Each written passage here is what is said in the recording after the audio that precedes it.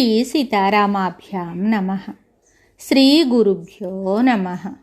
శ్రీమద్ వాల్మీకి రామాయణము బాలకాండము 51వ సర్గము. శతానందుడు శ్రీరాముని చూసి పరవశుడగుట. అతడు విశ్వామిత్రుని పూర్వచరిత్రను తెలుపుట. గౌతమముని పెద్ద కుమారుడును, తపశోభలతో వెలుగొందుచున్నవాడును, తపోధనుడును, ప్రతిభామూర్తియు అయిన శతానందుడు ప్రజ్ఞాశాలి అయిన విశ్వామిత్రుని మాటలను విని తన తల్లి అయిన అహల్యాదేవికి శాప విముక్తిని ప్రసాదించిన మహానుభావుడగు శ్రీరామచంద్రుని దర్శనమునకు విస్మయముతో పులకితగాత్రుడయ్యాడు. ఆ శతానందుడు సమీపముననే సుఖాసీనులయ్యున్న రాజకుమారులను పరికించి చూసిన తరువాత విశ్వామిత్ర మునీశ్వరుడితోటి ఇలా అన్నాడు: ఓ మునీశ్వర, చాలా కాలము నుండి తపస్సు చేస్తూ శ్రీరాముని దర్శనమునకై నిరీక్షిస్తున్న యశస్వినియగు మా తల్లిని ఈ ప్రభువు చూసెనా?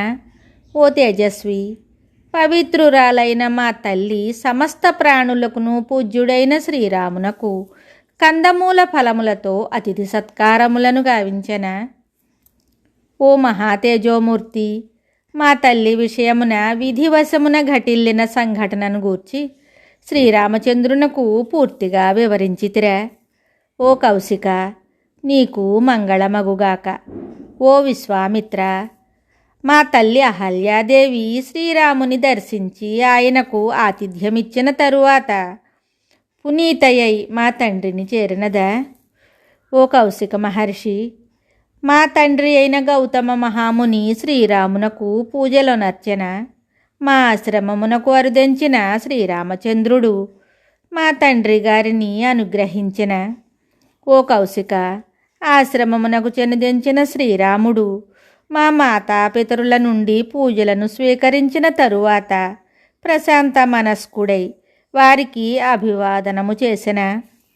వాక్చతురుడైన విశ్వామిత్ర మహాముని శతానందుని మాటలను విన్న తరువాత ఆ వాక్య కోవిదునితోటి ఇలా అన్నాడు: ఓ మునీశ్వర, సమయమునకు అనువుగా నా కర్తవ్యమును నేను నిర్వహించాను. జమదగ్ని రేణుకను వలె గౌతమ మహర్షి తన భార్యను అహల్యను స్వీకరించెను. తేజస్సంపన్నుడైన శతానంద మహర్షి విశ్వామిత్రుడు పలికిన మాటలను విని రామునితోటి ఇలా అన్నాడు: నరశ్రేష్ఠుడవైన ఓ రాఘవ, నీకు స్వాగతం. అజేయుడైన విశ్వామిత్ర మహర్షి వెంట నీవు ఇక్కడికి విచ్చేయుట మా భాగ్యఫలము.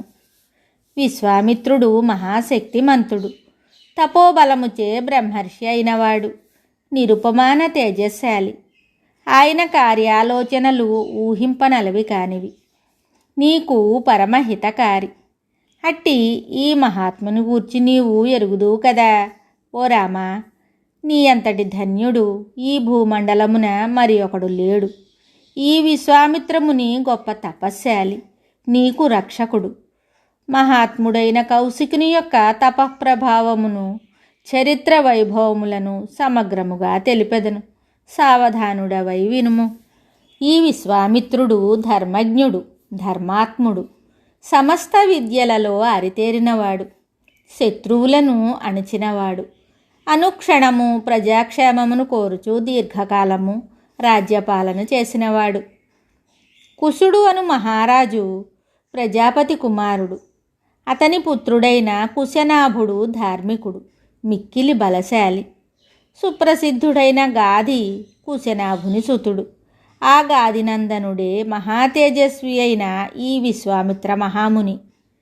మహాబల సంపన్నుడైన విశ్వామిత్రుడు ఈ భూమండలమునకు ప్రభువై వేల కొలది సంవత్సరములు రాజ్యపాలన గావించెను. గొప్ప శక్తిశాలి అయిన విశ్వామిత్రుడు చతురంగ బలములను సమకూర్చుకొని ఒకానొకప్పుడు ఒక అక్షౌణి సైన్యముతో భూమండలమును చుట్టి వచ్చెను.